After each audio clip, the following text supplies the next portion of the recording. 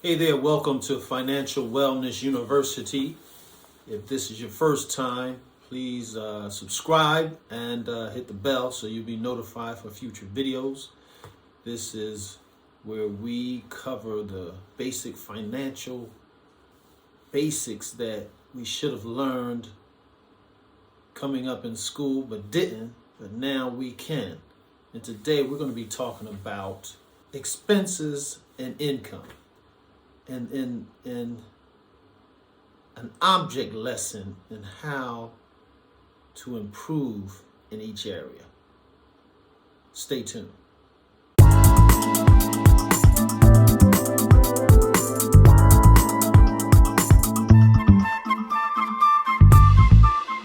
So today we're going to talk about what happens, what is created when you lower your expenses and raise your income. So don't forget to stay with this video to the very end, because you're going to learn something that's going to revolutionize your concept of wealth.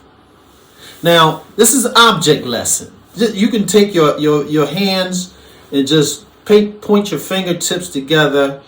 This hand is your expenses. This hand is your income. As you lower your expenses and raise your income, you create a space. That space in between your two hands is your wealth creation quotient. That's where wealth is created. The space between your expenses, what you owe, what you pay, and what you bring in.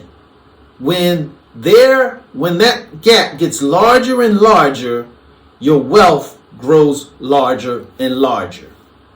Now, when your expenses are above, now you have to earn income just to get up. And a lot of people live their life like this. They live above their means. That's what it means to live above your means. Now, we want to get to the point where our expenses are less than, this is our expenses right here. The expenses are less than our income. That means we're living below our means.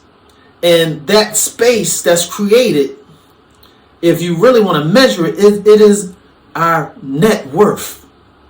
If this really represents what we owe, if you add up everything you owe and add up everything you own, so everything you owe would be mortgages, car notes, credit cards, student loans, anything that you owe that you need to still pay. You're obligated to have a contract to pay. Those are liabilities. And then you minus that from your assets, the value of your home, the amount of money you have in the bank, the investments you have, the value of your cars and your furniture. You add up all those things, and the difference is your net worth. Now, the goal for me today is to get each and every one of you to take the expenses down and raise the income. Now, if you raise the income substantially enough, then you don't have to necessarily lower the expenses, because they will become less and less negligible or less and less important if that gap gets bigger. So you can, if you start here, here's easy ways to change the difference. One, shop around for different insurance and get better rates for about the similar or even better service. Shop around, get better insurance. Negotiate different bills. Boom. Get rid of unnecessary subscriptions. Lower. Cut your bills, like your cable bill. Boom. All right, you cutting that cable bill. You shop around, get better phone rates. It's crazy to pay $100 a month When there's coverages that are as low as $15, $20 a month that offer you the same service. They use some of the same phone towers, the same major carrier, but this is less, and there's no commitment. It's just a matter of if you have the phone that they carry, but it's worth looking into. Go, if you're a lady, instead of going to the expensive hairdresser, go to the school. Go to one of the salon schools and get that cheaper. If you have a car, sell it and take public transportation where public transportation is readily available. Get extra income. See, the problem is when a lot of us create that gap. We say, oh, I got $200 extra. Let me go and buy a car. Oh, I got $200 extra. Let me go on vacation. And you close the gap as soon as it's created. No, don't do that. Once you create that gap, keep that gap where it is and try to grow it. What am I going to do with this extra? I'm going to invest it. I'm going to put it in the stock market and invest it into mutual funds, index funds, exchange traded funds. I'm going to put that somewhere. I'm going to buy a real estate property so that when you create that gap, you create it so that it becomes generational, where don't just create it for the moment, create it for your life so that you can pass that gap on and people can see it. They can see, hey, you have money left at the end of the month. That means you're doing something.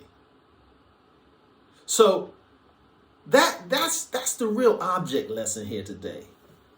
Yeah, your expenses could be the same as your income. That means you make enough to pay your bills.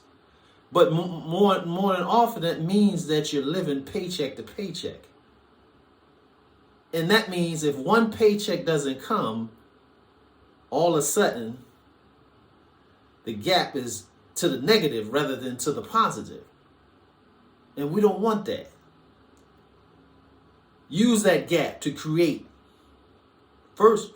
some emergency income. You got that gap. Create that emergency income. You got that gap. Grow that emergency income. First to a starter, little $1,000, $2,000 emergency. Then pump it up to 3 to 6 months. Even more now during the pandemic, maybe even 9 months. 9 months, a year. You never know what's going on. But yeah, take that little bit. Once you got a little start emergency or several months of emergency, pay that debt down. Use it to get rid of debt, so that wealth, that gap gets bigger and bigger. So that you're somebody like Warren Buffett, where the gap is so large that he can never spend enough, or based on the way he spends, he'll never spend enough that will last his life and the lifetimes of many other people. I hope this helps. You can do it. So make it happen. Lower those expenses and raise that income.